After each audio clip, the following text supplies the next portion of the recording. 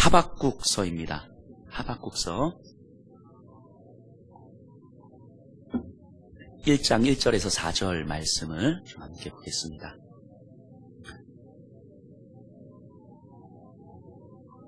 하박국서 1장 1절에서 4절입니다.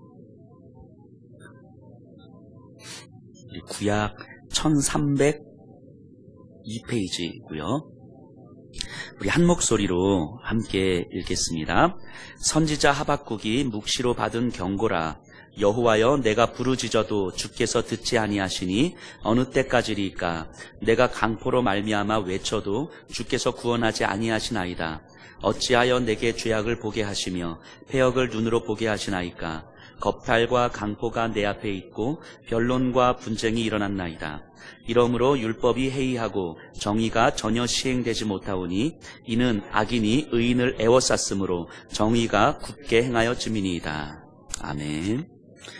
오늘 말씀 사경회를 준비하면서 매주 제가 우리 성도님들에게 말씀을 전하지만 특히 이 자리를 준비하면서 굉장히 가슴이 좀 떨리고 좀 부담이 많이 됐어요. 왜 그럴까 이렇게 생각해 봤는데 여러 가지 이유가 좀 있었는데, 물론 말씀을 전하는 자리이기 때문에 부담이 되고, 또 특별히 매 주일 예배가 또 우리에게 특별히 마지막 예배인 것처럼 또 드리지만 또 이 말씀 사경회라는 특별한 주제를 가지고 말씀을 전하는 이 시간이기 때문에 더 부담이 됐던 것도 같고요.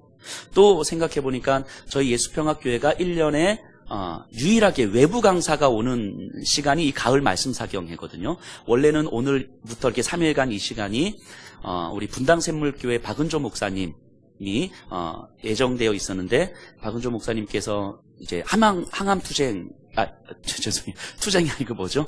투병. 항암 투병 중이셔서 좀 많이 기력이 좀 쇠하셔서 올해까지만 좀 외부 활동을 안 하고 쉬고 싶다고 요청하셔가지고 이렇게 취소되시고 제가 섰는데, 이 유일하게 외부 강사가 서는 이 시간인데, 이제까지 이렇게 섰던 분들을 생각해 보면 이삭 목사님 서셨고요. 그다음에 정갑신 목사님 오셨었고, 그리고 작년에 송태근 목사님, 서울 삼일교회 송태근 목사님 오셨었고, 그리고 원래 이제 박은조 목사님이 쓰셔야 되는 자리잖아요. 그 자리에 제가 지금 서 있잖아요. 그러니까 제가 이삭 목사님과 우리 정갑실 목사님과 송태근 목사님과 박은조 목사님의 그 자리에 내가 서 있다는 이 상황이 또 이렇게 더 부담이 되는 거예요, 제가. 그래서 또 기도를 하면서 아까 예배드리기, 오늘 하루 종일 제가 여기서 이제 말씀을 준비하면서 오후에 이렇게 혼자서 여기서 이렇게 빙 돌아다니면서 이렇게 기도하면서, 하나님 제가 어떤 마음으로 말씀을 전해야 될까요? 라고 했는데 하나님 이런 마음을 주셨어요. 뭐 저보다 탁월하신 목사님들과 저보다 말씀을 너무너무 잘 선포하시는 목사님들이 많이 계셨고 또 이 자리에 서셨고 또 앞으로도 그러실 테지만, 하나님께서 저에게 주셨던 마음은 사랑이었어요. 사랑. 이 자리에 계신 한 분 한 분을 향한 사랑은 이 세상에 그 어느 목사님이 오셔도 여 목사 너보단 못하잖아 라는 마음을 주시는 거예요. 여기서 자랑하는 거예요. 하나님께서 이 마음을 좀 주셨어요. 이렇게 사랑이면 되겠다. 우리 성도님들 한 분 한 분을 향한 그 사랑이면, 그래서 그냥 얼마나 좋은 말씀을 전할 것이냐의 문제가 아니라 우리 성도님들이 어떻게 하나님 앞에 믿음으로 설 것인가, 그것을 얼마나 간절히 바라는가. 그래서 때로는 말씀이 부족하고 때로는 말씀이 투박해도 우리 성도님들 한 분 한 분이 그 믿음으로 서기를 바라는 그 간절함이 있다면 하나님께서 그 간절함을 가지고 분명히 이 3일의 말씀 사경회를 사용하시겠다라는 생각을 좀 했습니다. 그래서 좀 더 담대한 마음으로 이 자리에 섰습니다.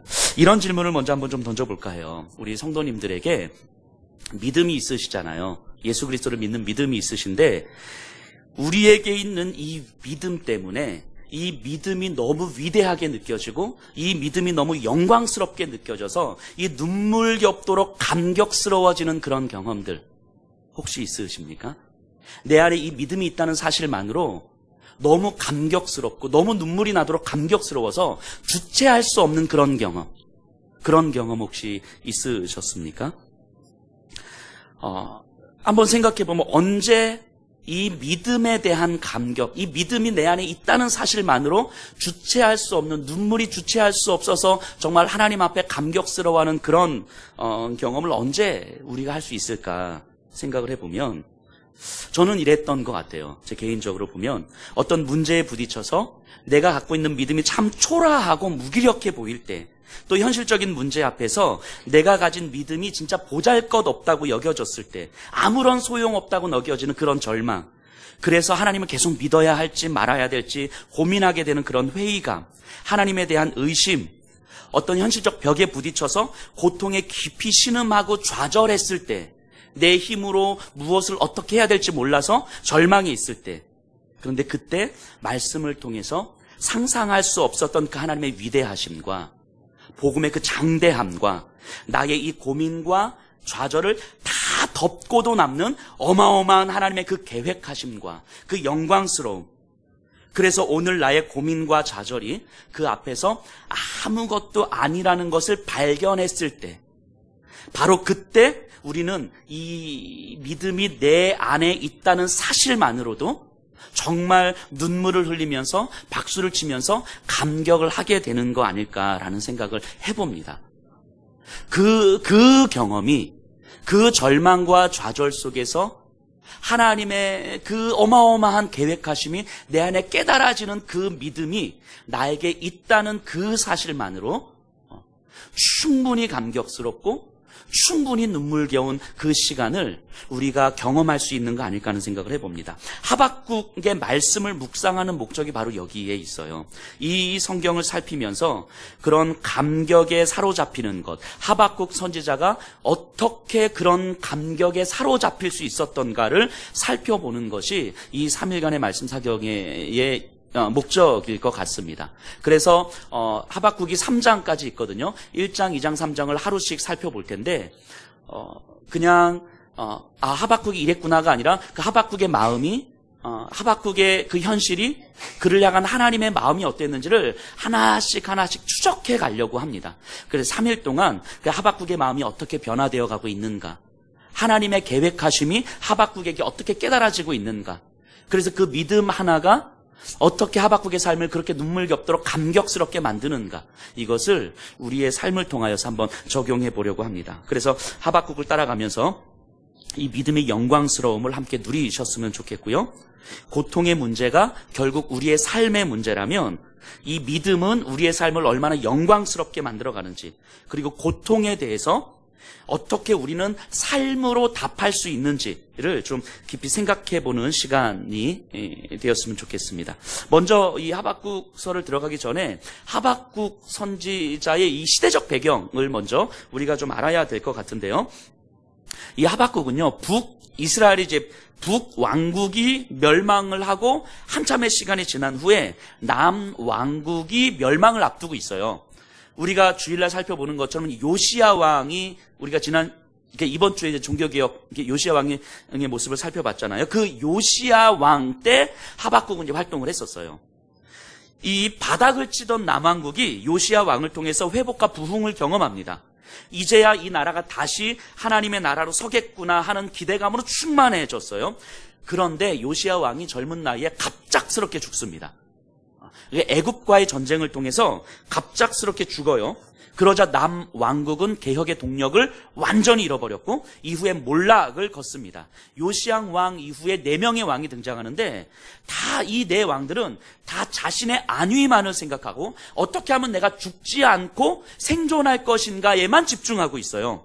그러니까 애굽에 휘둘리고 바벨론에 휘둘리면서 여기저기 눈치 보느라 정신없어요. 이 왕들이 눈치 보다가 폐위되고 뭐 이런 시간들을 보냅니다. 그러니까 나라가 어떻게 되겠습니까? 완전 무법천지가 되는 거예요. 혼란스러운 틈을 타서 권력을 가진 자들은 어떻게 해서든 자신의 힘을 이용해서 자기 소유를 늘려갑니다. 강제로 땅을 빼앗고 사람들을 노예로 만들고, 그래서 없는 백성들이 억울한 일을 당해서 재판을 해도 힘 있는 사람들이 무조건 이겨요. 그러니까 뇌물을 주고 또 이 권력의 카르텔을 형성하기 때문에, 그러니까 이 백성들은 돈도 빼앗기고 땅도 심지어 자녀들도 다 빼앗겨 버리고 비참한 삶을 영위해 갑니다.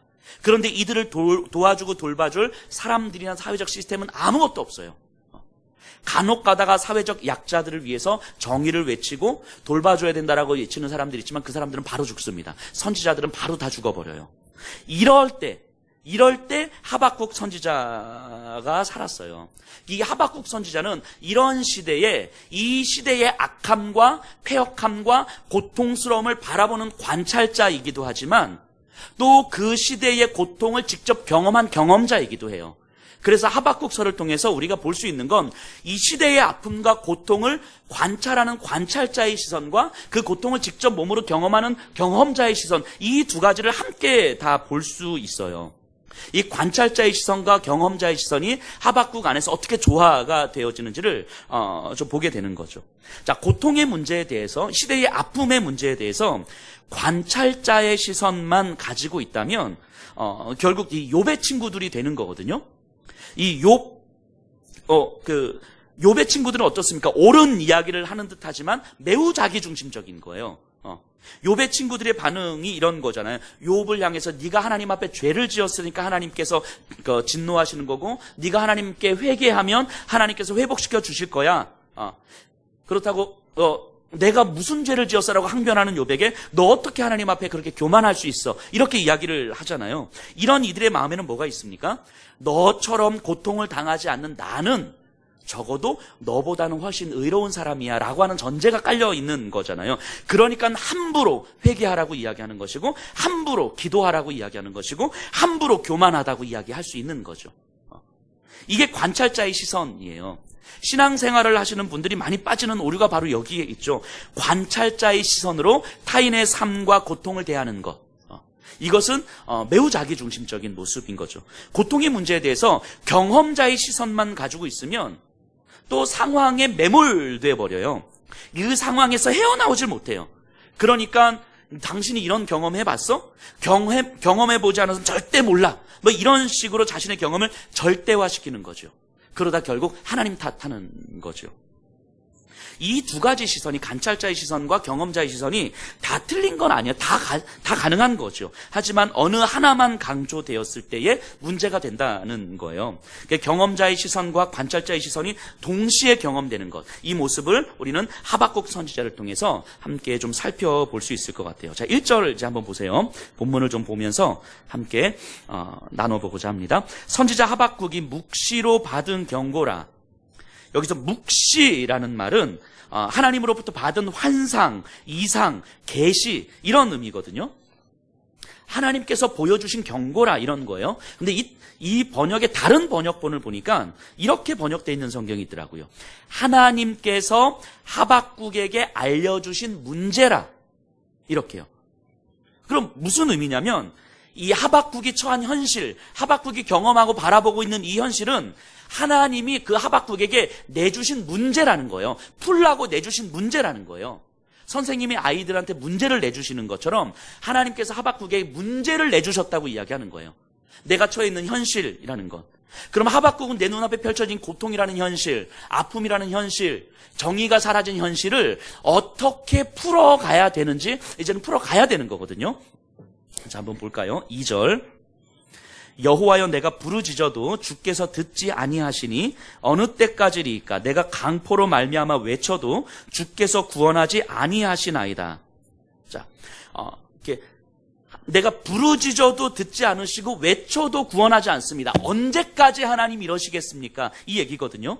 그러니까 하박국은 눈앞의 현실에 대해서 나름 풀어가는 거예요. 어떻게 풀어가냐면 하나님 앞에 외치는 거예요. 부르짖고 오랜 시간 부르짖고 절규하고 외쳤을 거거든요. 그런데 하나님은 계속 침묵하고 계시는 거예요. 그래서 하나님 언제까지 침묵하고 계실 겁니까? 언제까지 나는 이렇게 외치기만 해야 됩니까? 언제까지 이렇게 말도 안 되는 현실을 내가 감당해야만 합니까? 언제까지 내가 견뎌야만 합니까?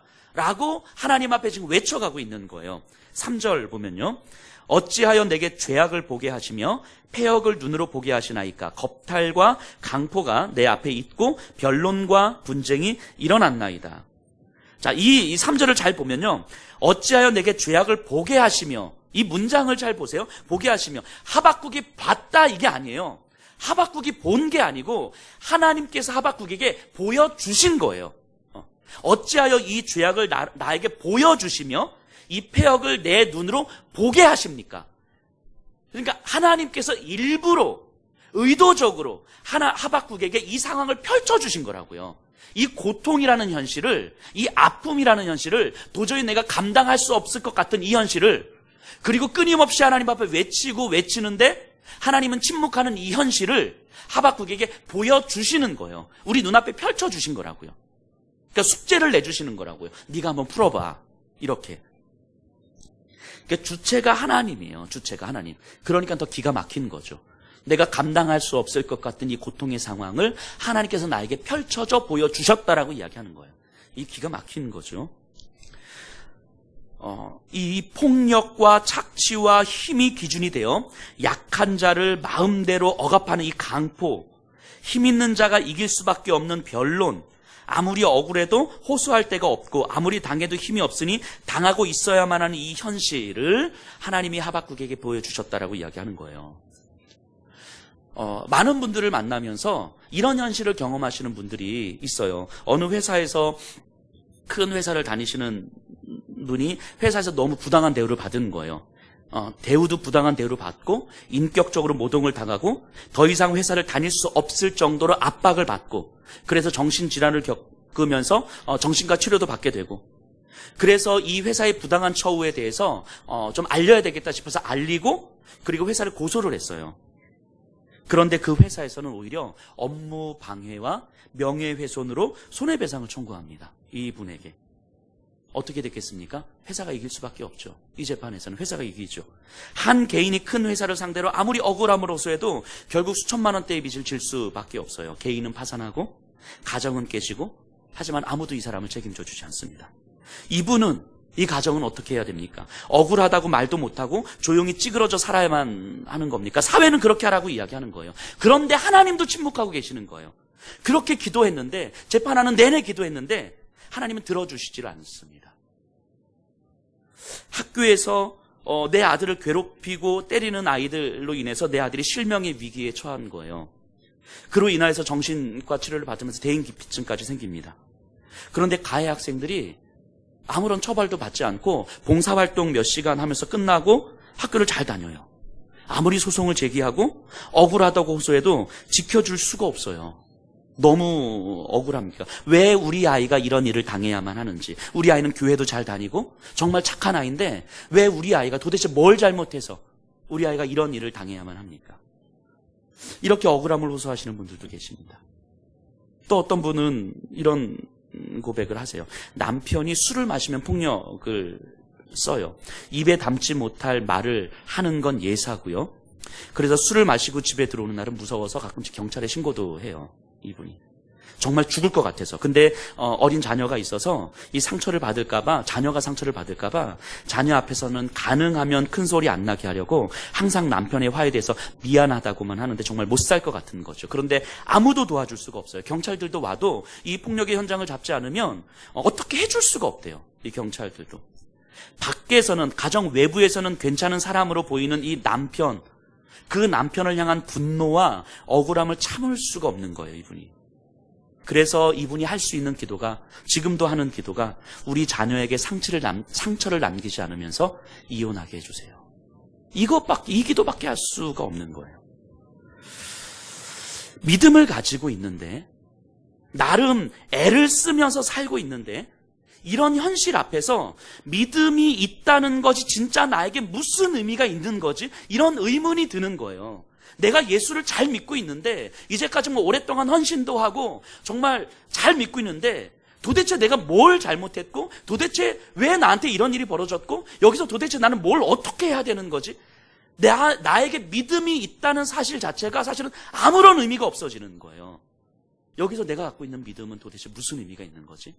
도대체 하나님은 지금 나한테 왜 이런 상황을 허락하신 거고, 아니 하나님은 진짜 계시기는 한 건가? 내가 하나님을 믿는다는 게 더 이상 나한테 무슨 의미가 있지? 내가 정말 실수한 거여서, 내가 잘못한 거여서 그래서 받는 고통이라면 힘들지만 그래도 받아들일 힘이 조금이나마 있겠지만, 이해가 되지 않는 억울함, 도대체 내가 뭘 잘못해서 이런 거지 하는 고통은 우리를 더 절망케 하죠. 그런데 이런 상황을 하나님은 하박국에게 보여주셨다고 이야기하는 거예요. 하박국으로 이걸 보게 하셨다고 이야기하는 거예요. 그러니까 더 기가 막힌 거 아닙니까? 4절 보세요. 이러므로 율법이 해이하고 정의가 전혀 시행되지 못하오니 이는 악인이 의인을 애워쌌으므로 정의가 굳게 행하여 짐이니이다. 율법, 즉 하나님의 말씀이 없고 정의가 사라진 사회, 악인이 의인을 이기는 사회가 되어버린 거예요. 그냥 믿음을 가지고 예수를 믿기 때문에 정직하게 살려고 몸부림을 쳤는데 오히려 편법과 불법을 저지른 사람들이 더 잘 살아요. 나는 점점 더 힘들어져만 가는데 그냥 불법을 저지른 사람들이 더 잘 살아. 믿음을 지키기 위해서 정말 애를 쓰면서 교회를 섬기고 성도들을 섬기면서 살았는데 교회도 대충 다니고 믿음도 잘 지키지도 못한 사람들이 훨씬 잘 살아요. 그 자녀들도 훨씬 더 잘 되는 것 같아. 오히려 우리 자녀들이 더 문제가 있는 것 같아. 그러면 하나님, 도대체 내가 어떻게 살아야 되는 겁니까? 나도 저들처럼 편법과 불법을 행하면서 살아야 되는 것입니까? 저들처럼 믿음의 삶과는 상관없이 열심히 살면 되는 것입니까? 힘이 없으면 억울한 일을 당해도 되는 것입니까? 그러면 힘을 키우든가 아니면 힘 있는 사람 옆에 붙어서 살아가야 되는 것입니까? 우리 자녀들에게 그러니까 어떻게 해서든 너희도 돈을 벌어야 되고 어떻게 해서든 권력을 잡아야 되고 어떻게 해서든 사람들에게 무시를 당하면 안 된다, 이렇게 가르쳐야만 하는 것입니까, 하나님? 안 그러려고 하는데 도대체 내가 살아갈 수가 없습니다. 이 얘기를 하고 있는 거잖아요. 하나님의 정의, 하나님의 말씀이 사라졌는데 이것이 너무 당연하게 받아들여지는 현실이라면 말씀을 지키려고 살아가는 삶이 과연 무슨 의미가 있겠습니까? 말씀을 지키는 것이 아무 의미가 없는 거라면 하나님을 믿고 산다는 것이 과연 무슨 의미가 있는 것입니까? 이게 지금 하박국 선지자가 하나님께 던지는 질문 아닙니까? 하박국 선지자가 이렇게 하나님 앞에 소리를 치고 있는 거예요. 절규하고 있는 거예요. 그러니까 하나님, 이거 어떻게 해야 돼요? 이게 아니고 하나님 앞에 목 놓아 외치고 있는 거예요. 하나님은 정말 멱살을 잡을 듯이 덤벼들고 있는 거라고. 왜냐하면 도대체 받아들일 수가 없어서, 그러면 차라리 나도 불법을 저지르는 사람처럼 나도 힘이 전부인 삶을 살아가면 되는 거 아니겠습니까? 이런 고민을 안 하면 훨씬 더 행복해지는 것 같고 훨씬 더 편안한 것 같다면, 하나님, 나도 그렇게 살면 되는 겁니까? 하나님 앞에 지금 멱살을 잡을 듯이 덤벼들고 있는 거예요. 우리가 이제 선지서들을 살펴보면 모든 선지자들은요, 다 하나님의 말씀을 받아서 백성들에게 선포를 하거든요. 그러니까 이 다른 선지자들의 말씀을 들으면 다 맞는 말인데 때로는 마음이 답답해질 때가 있어요. 정말 다 맞는 말이고 하나님의 마음인데 가슴이 답답해지죠. 그런데 이 하박국 선지자는 유일하게 하나님의 말씀을 받아서 백성들에게 선포하는 선지자가 아니고, 이 시대적 상황 속에서 아픔과 고통 가운데 신음하고 있는 그 백성들의 마음을 가지고 하나님 앞에 항변을 하는 거예요, 이 하박국은요.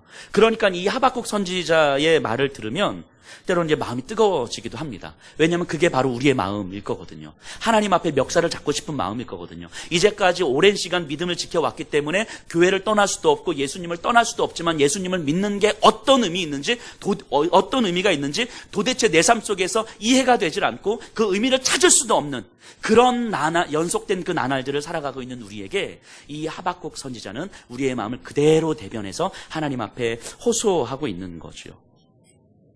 하박국은 고통의 경험자로서 자신의 소화되지 않는 마음을 그대로 호소합니다. 이에 하나님이 응답을 주시는데요. 5절 보세요. 여호와께서 이르시되 너희는 여러 나라를 보고 또 보고 놀라고 또 놀랄지어다. 너희의 생전에 내가 한 가지 일을 행할 것이라. 누가 너희에게 말할지라도 너희가 믿지 아니하리라. 하나님께서 또 보여주신다는 거예요. 보고 또 보고 놀랄지어다. 이거는 앞에서도 하나님께서 하박국에게 보여주셨잖아요. 근데 또 다른 상황을 또 보여주시겠다는 거예요. 하박국의 그 호소와 외침 앞에서 그래, 오케이, 내가 보여줄게. 그리고 6절 이하에서는 무슨 내용이냐면 바벨론이라는 나라를 들어서 이 유다, 이스라엘 백성을 진멸하겠다고 이야기하는 거예요. 마치 이런 거죠. 이 나라 안에서 이 권력자들의 횡포로 내가 힘들어요, 하나님, 이러고 있는데 그래? 알았어 하면서 이 나라를 다른 나라에 의해서 완전히 짓밟게 만드는 거예요. 그 다 똑같이 노예로 만들어버리는 거예요. 이게 지금 하나님의 응답이라고 이야기하는 거예요. 바벨론을 들어서 이 나라를 치겠다라고 이야기하는 거죠. 11절 보세요. 그들은 자기들의 힘을 자기들의 신으로 삼는 자들이라. 이에 바람같이 급히 몰아 지나치게 행하여 범죄하리라. 이 바벨론 사람들은 자기들의 힘을 자기들의 신으로 삼는 자들이라. 힘이 신인 사람들인 거예요. 힘이 전부인 사람들인 거예요. 그러니까 이들은 힘을 가지고 있으면 되고, 힘을 가지고 있으면 힘을 갖지 못한 사람들을 짓밟아도 되는 거죠. 이게 지금 하박국이 처해진 현실인 거잖아요. 이스라엘의 현실인데, 이 현실의 절정을 보여주는 바벨론을 통하여서 이 나라를 밟겠다라고 이야기하는 거예요. 이에 하박국 선지자는 또 다시 호소하는 거예요. 13절 보세요. 주께서는 눈이 정결하심으로 악을 참아보지 못하시며 패역을 참아보지 못하시거늘 어찌하여 거짓된 자들을 방관하시며 악인이 자기보다 의로운 사람을 삼키는데도 잠잠하시나이까. 이스라엘 내에서 악인이 의인을 삼키는 것에 대해서 항변하고 있었다면, 그로 인한 어떤 고통을 호소하고 있었다면, 이제는 또 다른 악인인 바벨론이 의인인 이스라엘을, 얘네들도 잘못한 거지만 얘네들은 더 나쁜 놈들 아닙니까? 하면서 이제 이렇게 있는 거예요. 마치 이런 거죠. 우리 자녀들이 하나님 앞에 기도하는 거예요. 하나님, 우리 엄마 아빠가 맨날 싸우는데 싸우지 않게 해주세요. 기도했더니 하나님께서 그래, 내가 들어줄게 하면서 이혼시키는 거예요. 이런 거하고 똑같은 거죠. 이혼시켜달라고 기도한 게 아니라 싸우지 않게 해달라고 기도한 건데, 하박국은요, 이스라엘이 정말 하나님의 말씀이 이루어지고 정의가 이루어지게 해달라고 기도한 건데, 오히려 이스라엘 내에서의 포악을 없애게 만들어주신 거죠. 바벨론의 포악을 경험시킴으로 말미암아. 그러니까 갈수록 가관인 하나님의 일하심이 경험이 되는 거예요. 17절로 가서 보세요. 그가 그물을 떨고는 계속하여 여러 나라를 무자비하게 멸망시키는 것이 옳으니까. 이제는 하박국 선지자의 기도가 확장이 되는 거예요. 이스라엘 나라에서 자기를 비롯한 여러 사람들이 받고 있는 이 고통과 아픔의 문제를 이야기하다가, 저 바벨론 더 큰 악이 이 약한 자들을 짓밟고 멸망시키고 무자비하게 밟고 있는 이 현실을 놔두시는 것이 하나님 옳습니까? 라고 질문을 던지고 있는 거죠. 이 하나님이 받아들여지지 않아요. 그러니까 갈수록 가관인 거예요. 하나님께 기도를 했는데 이 기도에 대한 하나님의 응답이라고 펼쳐지는 상황이 사실은 기도하지 않았을 때의 상황보다 더한 거예요. 그러니까 차라리 기도하지 않았으면 좋았을 걸. 차라리 하나님 앞에 매달리지 않았으면 좋았을 걸. 차라리 이 상황을 내 힘으로 어떻게 해봤으면 좋았을 걸. 이런 결과가 만들어지는 거예요. 그런데 이 하박국서의 진행을 보면서 이것이 진짜 오늘을 살아가는 우리의 현실이 아닐까라는 생각을 좀 해보게 됩니다. 우리가 사는 삶이요, 갈수록 더 가관이 되어 가지 않습니까? 말씀으로 살려고 하면 하나님이 좀 도와주셔야 하잖아요. 내가 내 자신을 위해서 살려고 하는 것도 아니고 말씀을 붙들고 복음으로 살아가려고 몸부림치면 하나님이 좀 도와주셔야 되는데, 하나님이 길을 좀 열어주셔야 되는데, 믿음의 삶을 사람들이 조금 더 믿음의 삶을 잘 살 수 있도록 해주셔야 하는 거잖아요. 근데 안 그렇잖아요. 우리의 현실은 안 그런다고요. 믿음으로 살려면 더 힘들어져요. 주님을 의지하려고 하면 할수록 의지할 수 없는 상황이 계속 벌어져요. 다시 말씀으로 시작하고 마음을 정돈하고 하나님 앞에 결단하고 하나님 앞에 정말 말씀으로 다시 시작하려고 하면 어느 순간 눈앞에 시험거리가 펼쳐져요. 이 생활에서 잠시 기도조차 할 시간도 낼 수 없는 이 삶의 분주함 속에서, 그런데 내일도 모레도 똑같이 이와 같을 거라고 생각하니까 사실은 아무런 힘이 나질 않아요. 하나님, 내가 기도하고 싶습니다. 말씀 앞에 묵상하고 싶습니다. 십자가 붙들고 내가 일어서고 싶습니다라고 하는데, 그럼에도 불구하고 내 삶의 분주함 앞에서, 변하지 않는 내 삶 앞에서 끊임없이 무너지고 넘어지고 시험거리는 찾아오고, 이런 상황 속에서 도대체 어떻게 하나님 믿음으로 살라고 하는 것입니까? 도대체 어떻게 이 상황 속에서 말씀으로 살라고 하는 것입니까? 도대체 어떻게 이 상황에서 우리 보고 기도하라고 하는 것입니까? 이런 고민하지 않으면서 사는 사람들이 훨씬 더 행복해 보이는 거예요. 나에게 굳이 이렇게 살아가는 삶이라면 굳이 믿음이라는 게 무슨 의미가 있는지 다시 진지하게 질문을 던지는 거예요. 기도를 하면 할수록 내 삶은 더 어려워지는 것 같고, 말씀은 들으면 들을수록 오히려 내 삶은 더 무너지는 것 같고, 내 안에 힘은 더 빠지는 것 같고, 더 내 삶의 첩첩산중이 경험이 되는 거죠. 이게 하박국으로서는 도저히 이해할 수 없는 하나님인 거예요. 갈수록 이해가 안 되는 거예요. 하나님의 일하심조차도 이해가 안 되는 거예요. 그런데 이 하박국 서를 묵상하면서 이 구약 시대에만 하나님이 이렇게 일하신 게 아니었구나라는 생각을 하게 돼요. 신약 시대에도 하나님이 이렇게 똑같이 행하셨더라고요. 오히려 이것보다 더하게 하나님께서 행하셨더라고요. 생각해 보세요. 하나님께서 예수님을 십자가에서 죽이신 이유가 무엇입니까? 십자가에서 죽이신 이유가 뭡니까? 이 땅의 죄악 때문이잖아요. 이 죄와 악의 문제를 해결하기 위하여 하나님은 죄가 없으신 의인을 완전한 악에 내어주셨잖아요. 잘 생각해 보세요. 완전한 의인을 악에 그저 내어주셔서 악에 의해서 죽게 하신 거예요. 이것만큼 큰 범죄가 어디 있습니까? 지금 이게 하박국 상황 아니에요? 의인이 어떻게 악인에게 지배를 받습니까? 어떻게 말도 안 되는 저 악인이 의인들을 다스리고 의인들을 짓밟고 의인들을 무시하고 도대체 내가 뭘 잘못했길래 하나님 내가 이런 고통과 아픔을 경험해야 됩니까? 라고 하는 하박국의 이 상황 아닙니까? 완전한 의인이, 죄가 없으신 완전한 의인이 악에 의해서 죽어버린 거예요. 근데 이거를 그냥 죽은 게 아니라 하나님께서 죽이셨다고 이야기하는 거예요. 하나님께서 이 범죄를 저지르신 거죠. 완전한 의인을 완전한 악에게 내어주심으로 의인이 악인에게 죽는 이 말도 안 되는 상황을 하나님께서 허락하셨다고 이야기하는 거예요. 하나님께서. 그래서 더 이상 의를 행하는 것, 하나님을 따르는 것이 아무 의미 없어지는 순간이 바로 십자가의 죽음 아닙니까? 그 십자가의 죽음은 의가 의미 없어지는 순간이었어요. 하나님을 믿는다는 것이 아무런 의미가 없어지는 순간이라고요. 악이 이긴 것이고 의는 완전히 패한 것이고 그 이 땅의 악이 전부가 되는 순간이 바로 십자가의 죽음이었어요. 하나님께서 이 순간을 허락하신 거예요.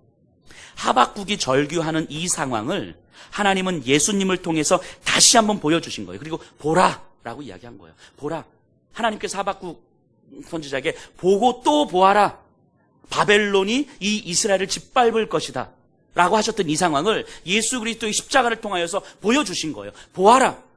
완전한 의인이 완전한 악에게 어떻게 짓밟히고 있는지, 어떻게 처참하게 죽고 있는지를 보아라. 이렇게 말씀하신 거예요. 왜 그러셨을까요, 하나님께서? 왜 하나님께서 이런 말도 안 되는 일들을 허락하셨을까요?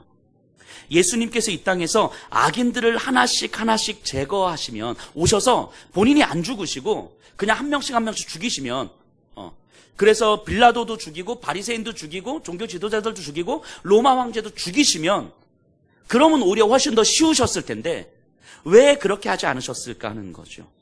하나님은 아셨던 거죠. 악을 처벌해서는 악을 없앨 수는 있지만 악으로 이루어진 그 결과를 회복할 수 없다는 걸 아신 거예요. 악을 처벌하면, 바벨론을 처벌하면 악을 제거할 수는 있죠. 바벨론을 제거할 수는 있지만, 권력자들을 제거할 수 있지만 그들로 인하여서 나타낸 결과가 회복되진 않는다는 거예요. 복음은 처벌을 이야기하는 것이 아니라 회복을 이야기하는 거예요. 복음은 악을 제거하는 걸 이야기하는 것이 아니라 모든 걸 회복시키는 걸 이야기하는 거예요. 그래서 창조주께서 직접 악의 지배 아래로 들어가신 것 아닙니까?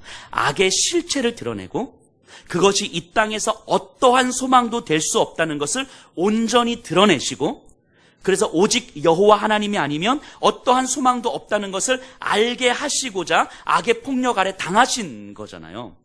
완전한 악의 지배가, 그래서 악이 전부가 된, 십자가의 죽음이 악이 전부가 된 거잖아요. 완전한 악의 지배가 부활 앞에서는, 생명의 부활 앞에서는 아무것도 아니라는 것을 알려주시고자 하나님이 직접 그 악의 지배 아래 들어가셔서 악의 그 폭력 앞에서 죽으신 거잖아요. 내가 직접 악의 지배 앞에서 아래서 죽어봐야, 그래야 그 악이 전부가 되고, 그 악이 전부가 되었을 때 부활의 생명 앞에서는 이것도 아무것이 아니구나 라는 것을 깨닫게 될 테니까, 이 방법이 아니라면 이 악이 부활의 생명 앞에서 아무것도 아니라는 것을 깨달을 수 있는 방법이 없으니까.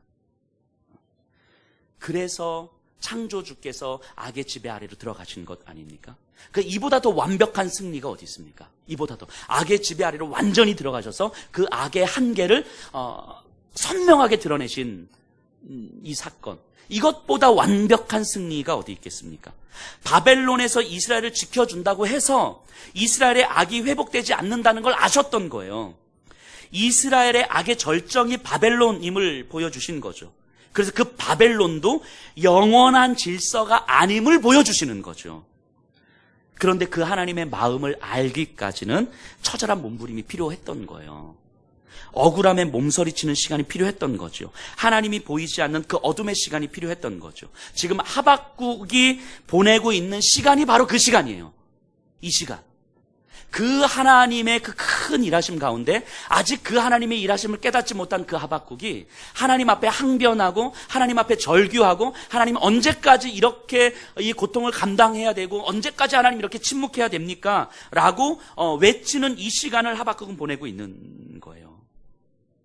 그리고 그 시간이 지나가면 지나갈수록 결국 이 고통과 침묵의 처절함이 하나님의 주권과 사랑의 이야기였음이 경험이 되는 거예요.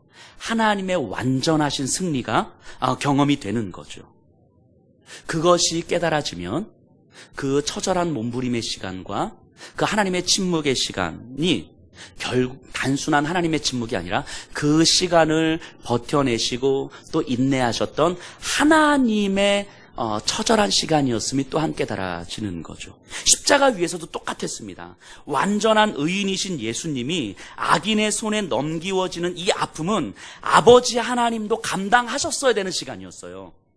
당신의 자녀가 고통 가운데 울부짖으며 나의 하나님 어찌하여 나를 버리셨나이까 하며 처절히 절규하고 있을 때에 거기서 건져내는 것, 십자가에서 처절하게 울고 있는 당신의 아들을 건져내는 것이 답이 아니라는 걸 아셨기 때문에 거기서 건져내는 것이 답이 아니라 그 처절한 절규를 들으면서 지금 내가 침묵하고 있어야 되는 것이 답이라는 걸 아셨던 하나님, 그 하나님의 침묵은 하나님의 아픔의 시간이었던 거예요. 그냥 버렸던 시간이 아니고 당신의 아들이 처절하게 절규하고 있던 그 시간은 하나님도 건져내고 싶으셨겠지만 건져내는 것이 답이 아니라는 걸 아셨기 때문에 그 시간을 침묵하셨던 하나님께도 눈물의 시간이고 아픔의 시간이셨던 거지요. 침묵하셨어야만 했던 하나님도 예수님만큼 아프셨던 거지요. 그리고 그 시간이 지나고 나서 이 모든 상황이 하나님의 주권과 하나님의 사랑이었음을 받아들이게 되는 거예요. 자신의 아들, 완전한 의인을 악인의 손에 내어주어 죽게 하는 그 시간은 단순한 하나님의 침묵이 아니라 하나님께도 눈물의 시간이었다는 거죠. 거기서 건져내는 것이 답이 아니었기 때문인 거죠. 예수님도 아셨어요.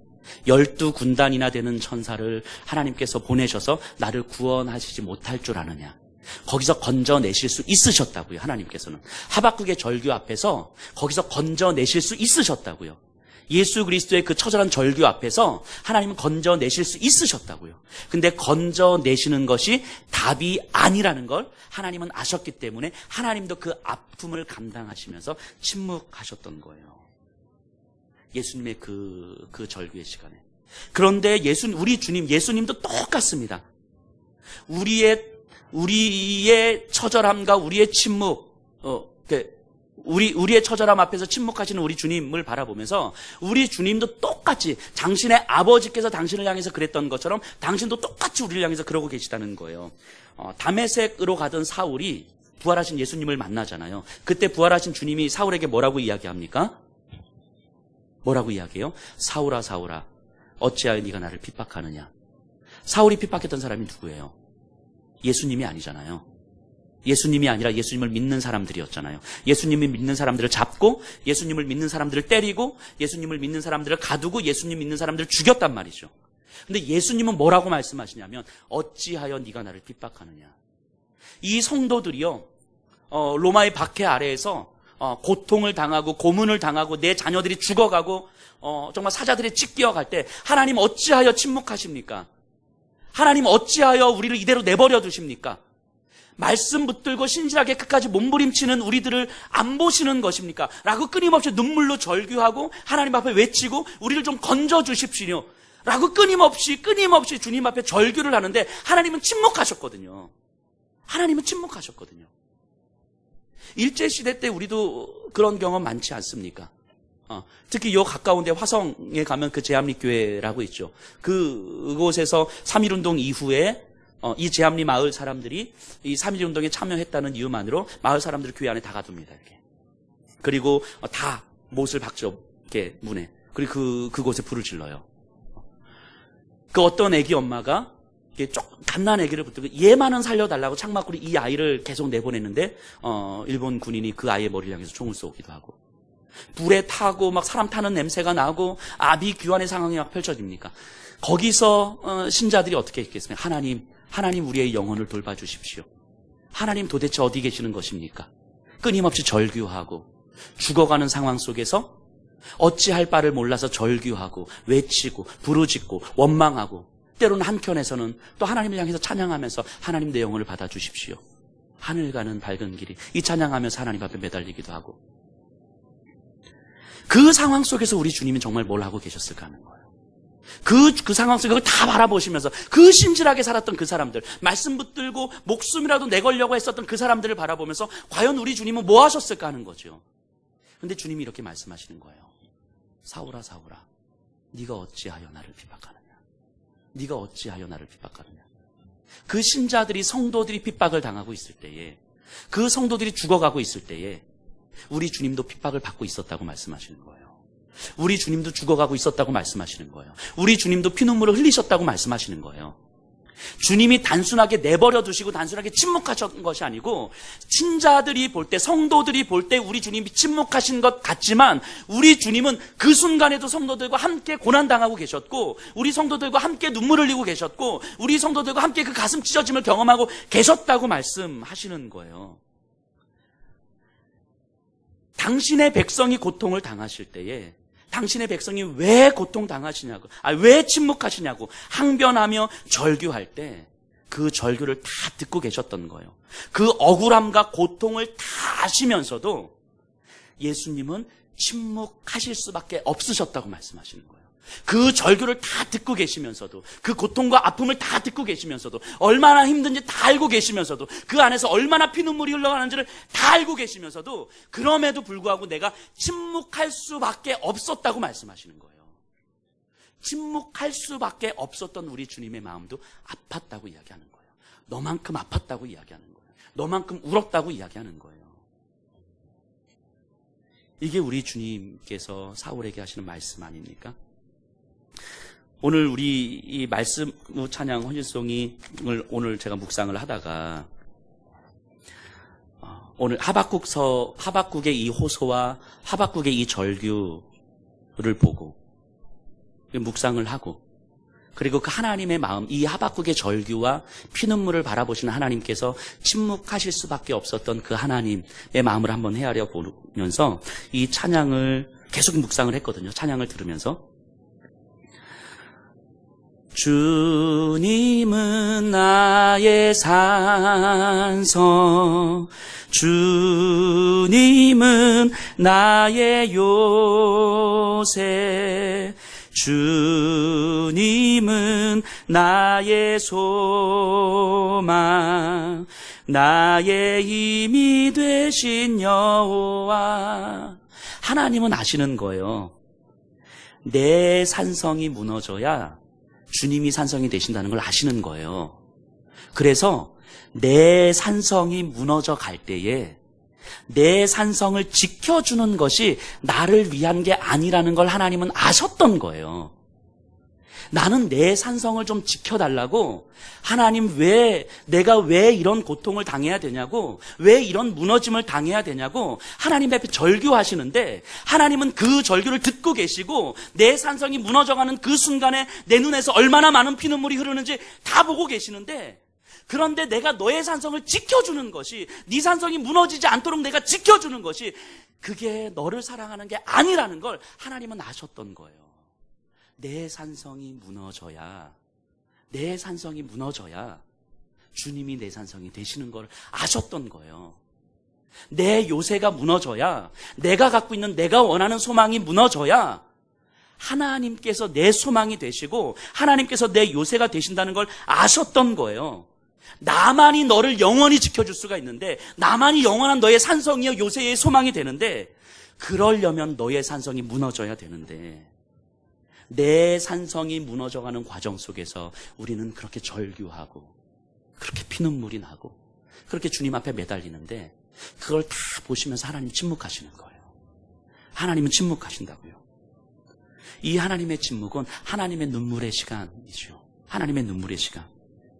그래서 내가 너무너무 힘이 들어서, 내 산성이 무너지는 이 순간들이 너무너무 힘이 들어서, 하나님, 나 더 이상은 하나님과 함께 못하겠다고, 나는 더 이상 하나님 믿을 수가 없다고, 더 이상 내 안에 있는 믿음이 아무 의미 없는 것 같다고, 하나님으로부터 멀어지고 싶고 하나님을 포기하고 싶고 정말 하나님을 떠나고 싶고, 그래서 하나님 앞에 막 쏟아붓고 하나님을 포기하고 싶다고 말할 때, 그때조차 하나님은 침묵하고 기다리시는 거예요. 그때조차. 그러면서 우리에게 이 마음을 허락하는 거죠. 그래, 네가 놓고 싶으면 놔라. 네가 포기하고 싶으면 포기해라. 그런데 너를 잡은 내 손을 놓지 않으마. 이게 하나님의 마음이잖아요. 내 산성이 무너져가는 그 순간에 우리가 절규하며 힘들어하며, 하나님 정말 언제까지 나에게 침묵하실 것입니까? 언제까지 나를 이렇게 내버려 두실 것입니까? 하나님, 이제는 그만할 때도 되지 않았습니까? 그때조차 하나님은 침묵하고 계시고, 하나님, 이 상황이 조금만 더 가면 나는 더 이상 하나님 붙들 힘조차 없고 하나님을 믿는 것조차 하나님 내 삶에 아무런 의미가 없을 것 같습니다 라고 하나님 앞에 협박하고, 이제는 진짜 하나님을 떠나겠다라고 마음먹을 그때조차 하나님 또 침묵하시는 거예요. 내 산성이 완전히 무너져야 할 때까지 하나님은 침묵하시는 거예요. 그럼에도 불구하고 하나님 우리에게 또 말씀을 주시는 거죠. 그래, 놓아라. 그래, 놓아라. 너 힘들면 놓아라. 내가 너를 놓지 않을게. 내가 너를 놓지 않을게. 내가 너를 놓지 않는다는 것이 너에게 깨달아질 때까지, 내가 결코 너를 놓지 않는다는 것이 너에게 깨달아질 때까지, 그래, 그렇게 항변하고 그렇게 절규하고 그렇게 원망하고 나를 그렇게 협박하고 나를 떠나라. 내가 너를 놓지 않는다는 것을 네가 깨달을 때까지. 그러다가 나를 놓지 않으시는 하나님이 경험이 되면, 나를 놓지 않으신다는 그 하나님이 경험이 되면, 내 안에 그 하나님을 믿는 이 믿음이 있다는 사실이 영광스럽다는 걸 고백하는 거예요. 이 믿음이 영광스러운 거구나. 하나님을 아는 믿음이 내 안에 있다는 이게 나에게 놀랍도록 영광스러운 일인 거구나. 이 믿음이 있다는 사실 하나만으로도 내가 이 땅을 살아가야 될 충분한 이유가 있는 거구나. 이게 우리에게 고백이 되는 거예요. 이 믿음 때문에, 나에게 믿음이 있다는 이 사실 때문에 내 삶이 영광스러운 존재가 되는 것이고, 내 삶이 놀라운 기적이 되는 것이고, 그래서 주체할 수 없는 감동과 감격이 내 안에 경험이 돼서 정말 끊임없이 하나님 앞에 눈물을 흘리면서, 주님, 내 안에 이 믿음을 허락해 주셔서, 이 믿음을 허락해 주셔서, 이 믿음 하나면 하나님, 나 충분히 살아갈 수 있습니다. 이 고백이 되는 거예요. 하나님께서 침묵하시는 이유가 우리에게 이 하나님을, 이 믿음을 알려주시기 위함 아닙니까? 이것을 깨달을 때까지 침묵하시는 하나님도 눈물을 흘리시는 것이고, 기다리시는 하나님도 아프신 거예요. 우리에게 이 하나님의 침묵의 시간, 우리에게 처절한 시간, 우리 피하지 마십시다. 피하지 말고요. 하나님을 원망하셔도 되고요. 하나님을 떠나겠다고 협박하셔도 되고요. 하지만 이것을 피하지 않으면서 하나님 앞에 절규해 봤으면 좋겠어요. 하나님 앞에 절규하고, 하나님 앞에 붙들려 보고, 하나님 멱살도 한번 잡아보고, 그러다가 어느 순간 나를 놓지 않으시는 그 하나님이 우리의 마음 가운데 선명하게 경험이 될 때, 그 믿음의 영광스러움, 그 믿음의 영광스러움을 우리의 삶으로 고백했으면 좋겠습니다. 우리 함께 찬양할까요?